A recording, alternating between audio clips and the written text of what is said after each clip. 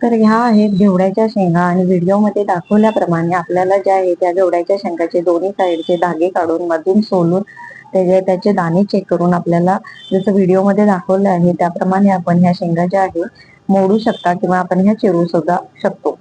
तर ह्या शेंगा ज्या आहेत आपल्याला अशा मोडून घ्यायच्या आहेत आणि मग आपल्याला एका कढईमध्ये ह्या शेंगा घेऊन त्यामध्ये पाणी घालायचं आहे आणि त्यांना छान शिजवून घ्यायचं आहे। या शेंगा ज्या आहे आपण चेक करून पाहिजे आहे, जर शेंगा शिजल्या असतील तर आपण आता त्याला फोडणी द्यायची आहे।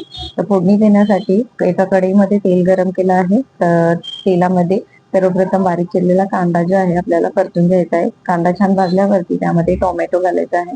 टोमॅटो पण छान परतून घ्यायचा आहे आणि मग यामध्ये आपल्याला हळद, लाल तिखट आणि चवीनुसार मीठ घालून छान हे मसाले परतून घ्यायचे आहेत। मसाले परतल्यावरती आपण यामध्ये जो शिजवलेला घेवडा जो आहे हा टाकायचा आहे आणि घेवडा आणि मसाले छान मिक्स करून घ्यायचे आहेत। हे सर्व छान मिक्स करून घेतल्यानंतर आपल्याला यावरती झाकण ठेवायचं आहे। एका मिनिटानंतर आपल्याला हे झाकण काढून पुन्हा शेंगा ज्या आहेत छान हलवून घ्यायच्या आहेत आणि यावरती आता आपण कोथिंबीर टाकून आपली भाजी जी आहे आता तयार झाली आहे।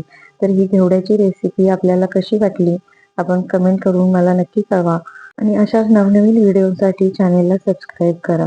धन्यवाद।